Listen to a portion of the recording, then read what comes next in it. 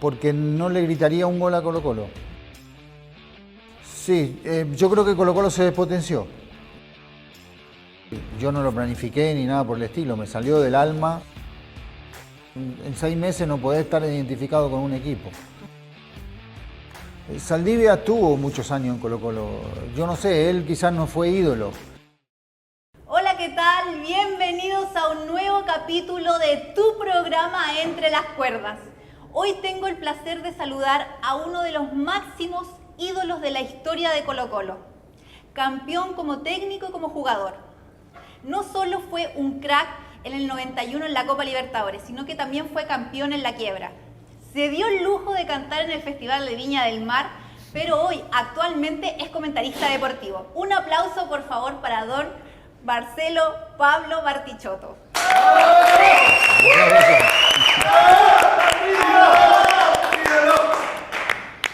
¿Cómo Tremenda estás, hinchada. Tony? ¿Qué Un quieres gusto. que te diga? Gracias. Hasta yo me aplaudí, así que imagínate. Es que estuvo buena la Buena la presentación, sí. sí. Muchas gracias por la invitación. Un gusto de estar acá con ustedes y con toda la gente acá.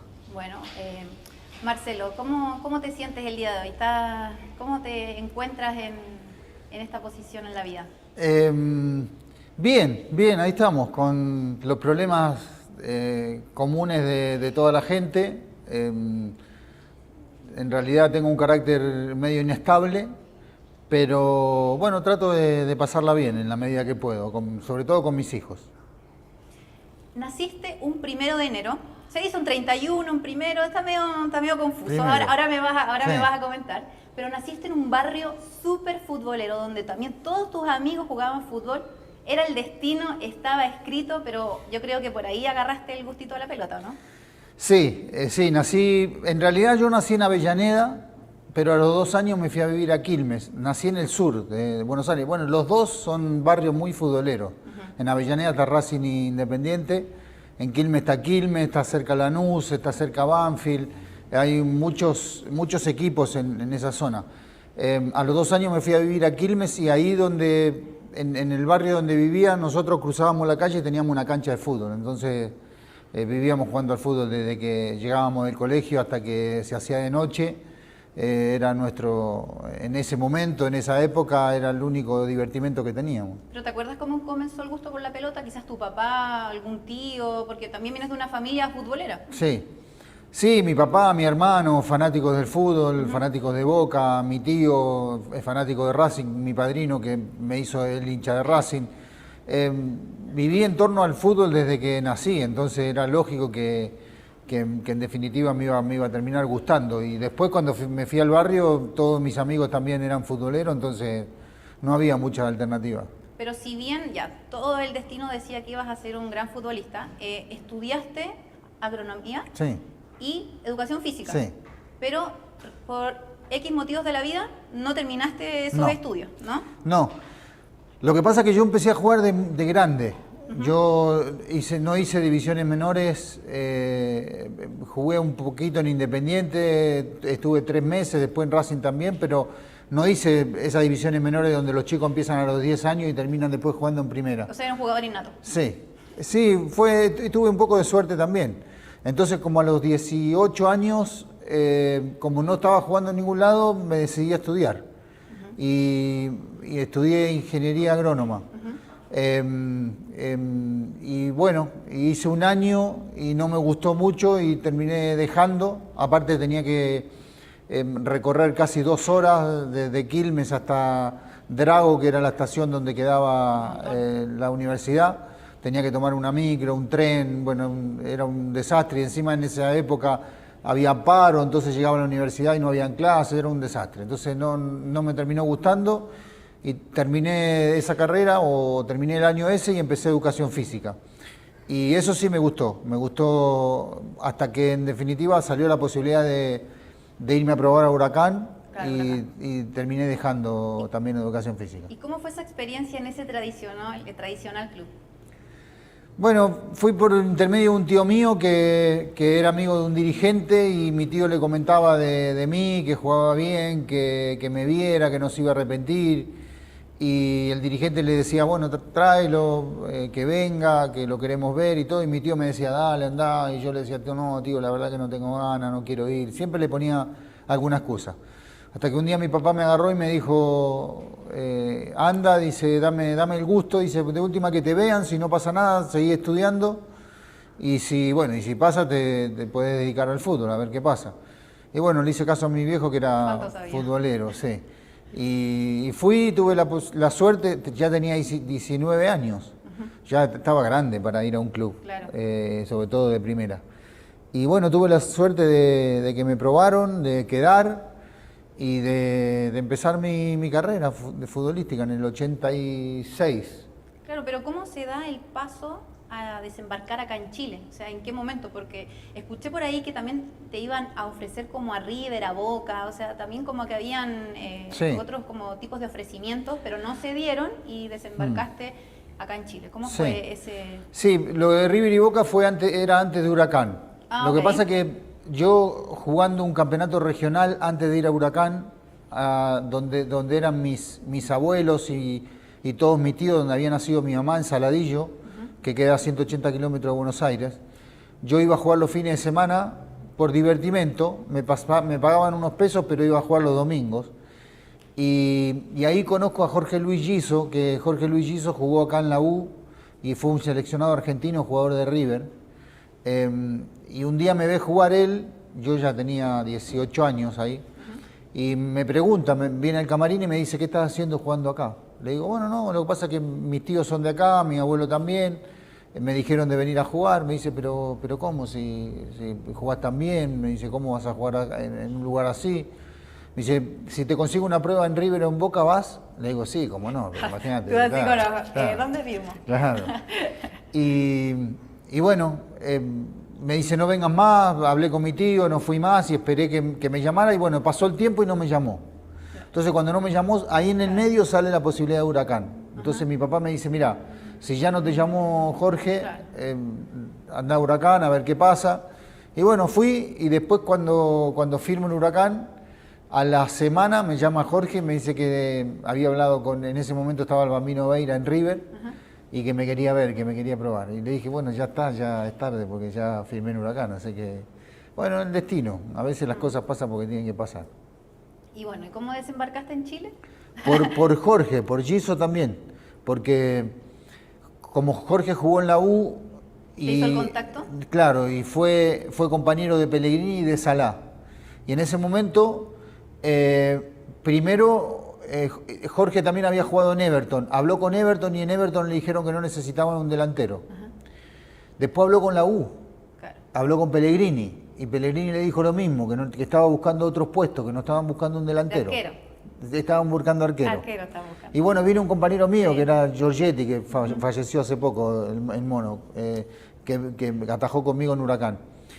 Y después, justo lo terminan vendiendo a Hugo Rubio, a Italia, de Colo-Colo, y Colo-Colo necesitaba un delantero.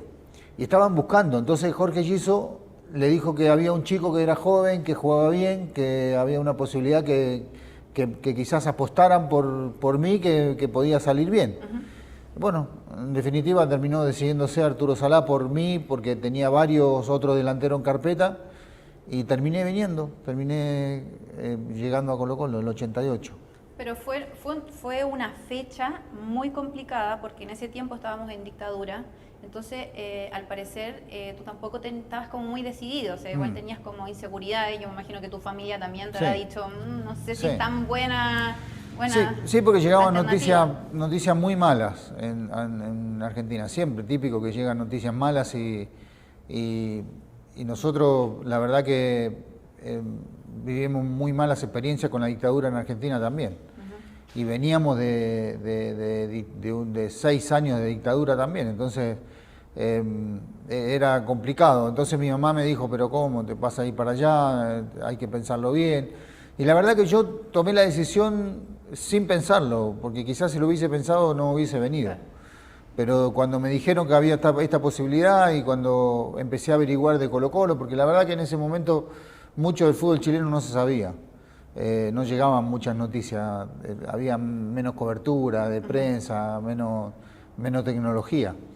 Pero le pregunté a varios compañeros míos que eran más grandes acerca de Colo-Colo y me hablaron maravillas de Colo-Colo, que era un equipo grande, que jugaba la Copa Libertadores casi todos los años. Y bueno, eso terminó por hacerme decidir de venir. Y luego obtuviste tu primer título con Arturo Salá, tu primer título en Primera División. ¿Qué recuerdos tienes de eso? Porque lo considerabas como un padre, si no me equivoco. Sí, fue muy importante Arturo Salá porque al principio me costó mucho estar solo, cambiar de país, yo era muy familiero, me vine a vivir solo, los primeros meses quizá la pasé bien porque fue todo nuevo, pero después cuando me fui dando cuenta empecé a extrañar demasiado, entonces Arturo me ayudó mucho, me apoyó en ese momento, fue más allá de lo profesional, sino que se fijó mucho en lo personal y eso siempre voy a estar agradecido. Bueno, y el 91 lograron la Gran Copa Libertadores con grandes rivales como Olimpia, Nacional y Boca Juniors. ¿Cómo viviste esa gran experiencia, algo que no se volvió a repetir? Sí, fue de menos a más. La verdad que si nosotros al empezar la Copa nos decían que la íbamos a ganar, quizás era un poco irrisorio porque era muy difícil, nunca se había ganado. Y el equipo se fue haciendo fuerte paso a paso, ¿no? Partido a partido. Nosotros nos íbamos dando cuenta que de local nos hacíamos muy fuerte, que éramos un equipo complicado para los rivales. Y bueno, de a poco nos fue agarrando el gusto o el deseo de poder ganarla, ¿no? De creer en nosotros, de saber que se podía y más allá de los rivales que nos tocaban, porque fueron rivales complicados y porque siempre la Copa Libertadores es difícil. El año anterior nos habíamos quedado en octavos de final, en un partido trágico contra Vasco da Gama, que lo ganábamos 3-1, nos empataron 3-3 sobre la hora y después perdimos por penales. Pero ya el equipo ese ya mostraba que ese equipo fue la base del 91. Ese equipo ya mostraba cosas interesantes. Y bueno, y se nos dio... llamativo fue, sorprendente, pero en definitiva creo que fue meritorio también. Y bueno, el 93 te fuiste a México, el 95 regresaste a Católica, donde anotaste ese famoso gol triste.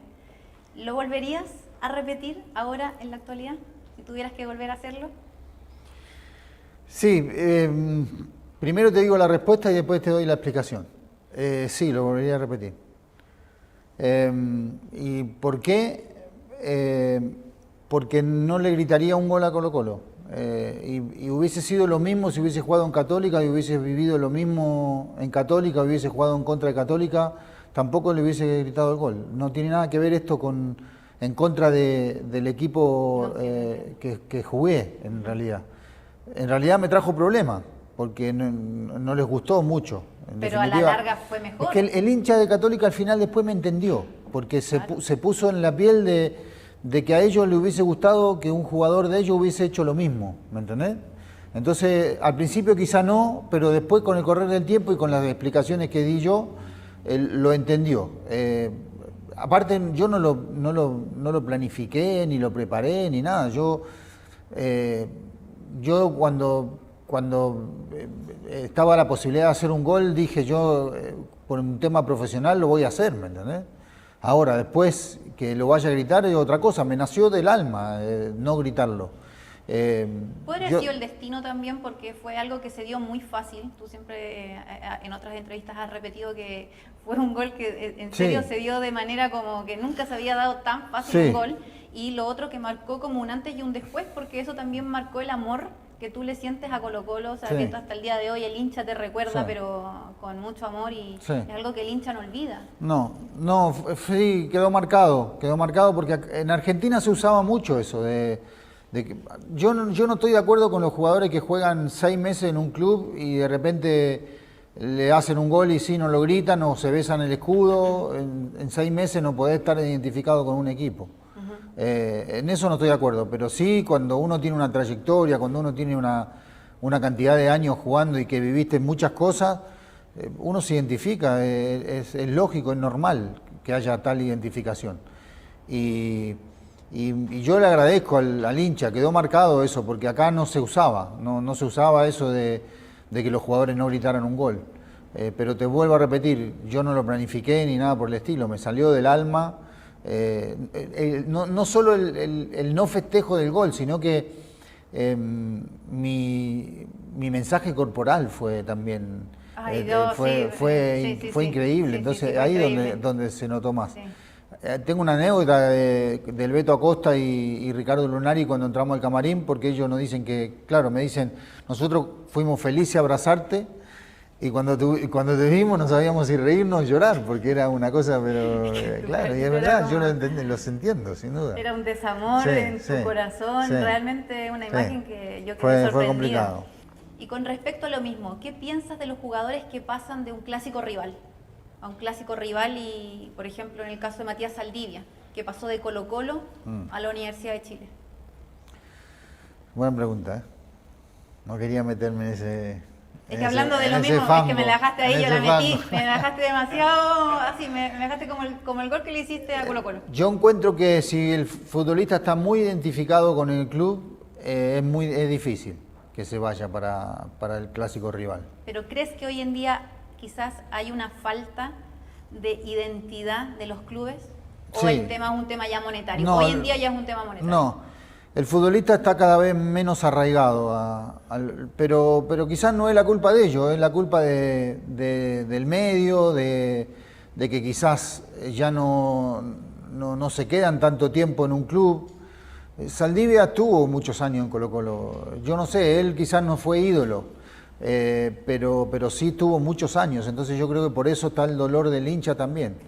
Es complejo, yo creo que bueno, yo no hubiese ido, pero no por una falta de respeto a la U, sino porque hubiese sido incómodo para todos, hubiese sido complicado, yo estaba demasiado identificado con Colo-Colo, yo amo a Colo-Colo, entonces hubiese sido, no se hubiese dado, pero digo, lo de Saldivia fue complejo porque la gente lo quería mucho, entonces hay que poner en la balanza esas decisiones, complicadas porque al final te complican la vida y uno lo que quiere es estar tranquilo, entonces en definitiva si te va a traer intranquilidad es mejor no hacerlo. Y que muchos también dicen que el futbolista hoy en día también tiene que alimentar a su familia, tiene que comer, entonces lo ven más por un tema monetario y más que juzgarlo, entonces al final ellos como que dicen, bueno, al final uno no sabe lo que vive en la interna, sí, pues, entonces... Sí, por eso son temas muy personales también, por eso te digo que a veces es difícil opinar. Uno toma una decisión personal, nadie sabe lo que le está pasando en ese momento, hay que respetarlo, después uno puede estar de acuerdo o no, pero es súper respetable las decisiones que tomen. Bueno, y la salida de grandes referentes como Gabriel Suazo, como también Matías Saldivia, Martín Lucero, por ejemplo, se vio también la falta de los refuerzos en Colo-Colo, yo creo que se vio reflejado este domingo contra el partido Magallanes. ¿Qué te parece? ¿Cómo lo viste? ¿Crees que realmente incidió la falta de estos titulares ante la caída de Magallanes? Sí, yo creo que Colo-Colo se despotenció. Yo creo que el equipo está mermado a razón del campeonato pasado. Y también creo que si bien trajeron buenos jugadores, le faltan 2 o 3 jugadores de real jerarquía para dar ese salto de calidad que Colo-Colo necesita, sobre todo para la Copa Libertadores. Colo-Colo no ha invertido mucho, se ha notado que en definitiva no tiene capacidad de inversión. Eso hace que la mayoría de los jugadores que han venido a préstamo.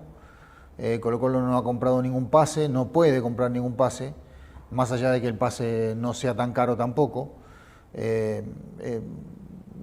Y no es solo de Colo-Colo, en el fútbol chileno se invierte poco. La sociedad anónima, desde que vinieron, salvo excepciones, han invertido muy poco. Muy poco. Tenemos equipos poco competitivos que después se reflejan cuando vamos a jugar a nivel internacional, que terminamos no pasando la fase de grupos. Entonces, estamos muy lejos con equipos de Argentina, de Brasil, inclusive de Ecuador, el Independiente del Valle, la clara muestra que ganó la Sudamericana pasada. Son equipos que no superan, y eso me parece que es un tema a ver. Bueno, y también con lo mismo Gustavo Quinteros también señaló, en parte culpó también la salida de Martín Lucero, sí. Y obviamente también el arbitraje, entre otras cosas. Pero ¿qué te parece que también que se haya culpado también la salida de Martín Lucero? Sí, le echó la culpa a que se haya ido, que el equipo se despotenció, pero le echó la culpa también a Lucero, que se fue de mala forma. Yo creo que Lucero no tomó una buena decisión. Te vuelvo a repetir, también es un tema muy personal, es difícil meterse en esas cuestiones, pero tenía contrato, le habían comprado el pase hacía poco, y bueno, le salió una posibilidad económica mayor y terminó tomando una decisión que no sé si va a ser buena, porque en definitiva todavía está en veremos. Colo-Colo le va a hacer juicio, porque el jugador tenía contrato, se fue con contrato. El otro equipo lo contrata y no sabe si puede jugar, entonces es muy complejo el tema, pero claro, se le fue el goleador, se le fue un jugador que hizo más de 20 goles, y para un técnico sin duda que le afecta. Y bueno, vamos a ver si lo puede reemplazar. Vino Venegas, pero ahora quiere otro 9, así que tienen que traer otro 9. ¿Y qué te parece la nueva incorporación de Colo-Colo, Carlos Palacios, que va a ocupar el número 7, tu número y también del querido Esteban Paredes? Bueno, primero a mí me parece medio irrelevante el número. Si bien lo usé yo, lo usó Esteban y quedó quizás en la gente, está identificado, es un número querido y todo. Bueno, siempre en algún momento alguien lo tenía que usar. Yo creo que Palacio tranquilamente lo puede llevar de buena forma, tiene condiciones, tiene méritos también como para hacerlo, y bueno, en algún momento lo usó Hugo Rubio, y me lo encontré yo porque era el único número que había, y yo casualmente en el único lugar donde usé el 7 de todos los equipos que jugué fue en Colo-Colo. Después en todos jugué con el 11, me tocó el 11. Me tocó el 11 en Huracán, el 11 en Católica y el 11 en el América. Y después, en el único lugar donde usé el 7 y donde me fue mejor fue en Colo-Colo. Y tu último título que jugaste fue la clausura del 2002, en el famoso Campeones en la Quiebra. ¿Cómo recuerdas esa experiencia? Sí, tuvo de las dos. De sabor dulce y amargo un poco también, porque dulce por un tema de que salimos campeones y fue mi último título, porque terminó el año y después yo el 11 de enero me hice la despedida, me retiré, y lo agrio, quizás lo poco dulce fue que no jugué mucho ese año, porque iba a ser mi último año, el técnico lo sabía, yo también lo sabía, le había dicho que me iba a retirar, y tuve poca participación dentro de la cancha. Si bien jugaba de a rato, titular no fui. Entonces era difícil para mí, porque en realidad casi toda mi carrera me había sentido como protagonista. El no sentirme y tener que apoyar y estar desde atrás fue complejo, era duro. ¿Pero cuál fue la clave para obtener ese histórico trofeo? Es que había muchos jugadores formados en casa, muchos jugadores identificados con el club, que querían la camiseta, que se jugaban la vida cuando entraban a la cancha, y que se formó un buen equipo. Era un buen equipo que en definitiva nadie daba 2 pesos por Colo-Colo en ese momento, porque fue complejo, sobre todo los más grandes, con Espina, que éramos los más grandes. Nosotros nos tuvimos que quedar, se redujeron los sueldos, empezamos a viajar en bus en lugar de viajar en avión a todos lados, tuvimos que cambiar de hotel, fue complejo el tema, ¿no? Colo-Colo nos decían que iba a desaparecer, yo nunca creí eso, yo creo que Colo-Colo jamás va a desaparecer, no solo Colo-Colo, sino que la U también y Católica también, los equipos grandes es muy difícil que desaparezcan, pero bueno, se dieron un montón de situaciones en ese año que nos hicieron terminando saliendo campeón y festejando el título. Y bueno, ya hace poco se cumplieron 20 años desde tu retiro. ¿Cuál fue el gol más recordado? Todo el mundo, el que más me recuerda a la gente es el que le hice a Boca en la semifinal de la Copa Libertadores. Todo el mundo me recuerda. Después yo me río mucho porque la gente con el correr del tiempo, no es que yo sea viejo, pero con el correr del tiempo, hemos dicho eso. La gente empieza a mezclar. Lo que pasa es que yo hice un gol en la mitad de la cancha, en El Salvador. Y después yo tiré un centro sin zapato en Concepción, ¿no? Me saqué el zapato en la carrera y tiré el centro y Sebastián González hizo el gol. Entonces la gente empieza a mezclar y me dice, qué bueno cuando hiciste el gol de mitad de cancha sin zapato. Me mezcla todo. Entonces yo tengo que explicar que no, que una cosa es una cosa y la otra es otra. Entonces, pero la gente lo que más me recuerda es ese que le hice a Boca y el de la mitad de la cancha. Y el de Peñarol en la inauguración también. El de Peñarol. Sí, Gracias sí. por el dato. Es que yo no hice muchos goles en mi carrera, a comparación de Esteban, por ejemplo. Pero hice goles muy recordados, en situaciones muy claves. Por ejemplo, el que le hice al gol a Boca, el de la mitad de la cancha, el que le hice a Peñarol en la inauguración del estadio, dio la casualidad, el gol que le hice a Colo-Colo con Católica. Entonces son goles que han quedado en la retina de la gente. Bueno, y tu hijo Bruno renovó con Palestino tras una gran campaña. Sonó en Colo-Colo hace unas semanas. ¿Qué nos puedes decir de eso? ¿Es verdad que puede prontamente jugar en Colo-Colo? ¿Te gustaría verlo ahí?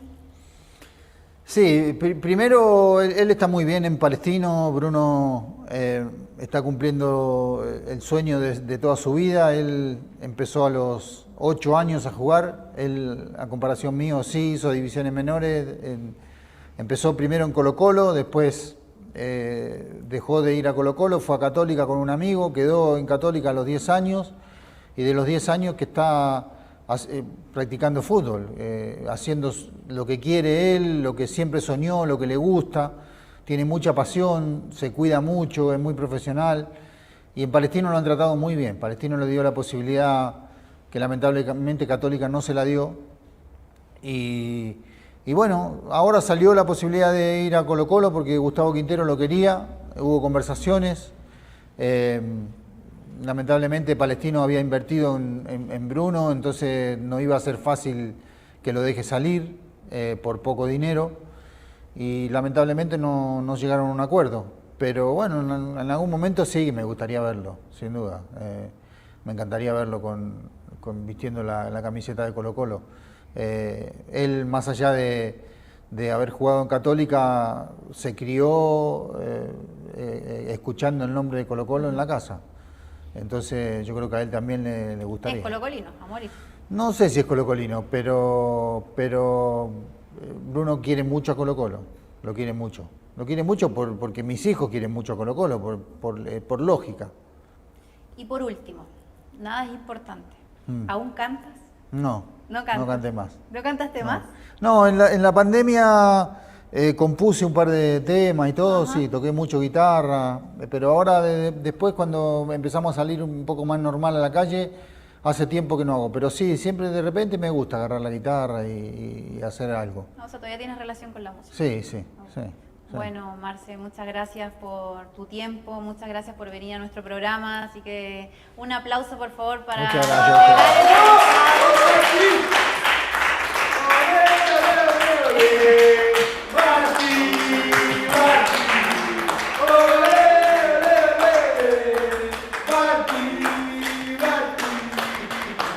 Y por supuesto queremos hacer la entrega de nuestro gran auspiciador Shake Club, que una gran afeitada a un gran precio justo. Estos regalos son para ti, para que Buenísimo. tengas una Muchas afeitada, gracias. pero extraordinaria. Muchas gracias. Vamos a mostrarlo. Sí, Barbasol, directo de Estados Unidos. Buenísimo. La mejor afeitada. ¿Se acuerdan la afeitada de Jurassic Park? El gordito que pone los huevitos. Sí. Es la marca Barbasol. Mire usted. Sí, mira, directo desde Estados Unidos. Así Muchas que gracias. Ahí está, estileto. La pasé muy bien, ¿eh? Muchas Ay, gracias ¿sí? por la entrevista. Ay, gracias a todos. Igualmente. A todos. Igualmente. Muchas gracias. El sentimiento es mutuo.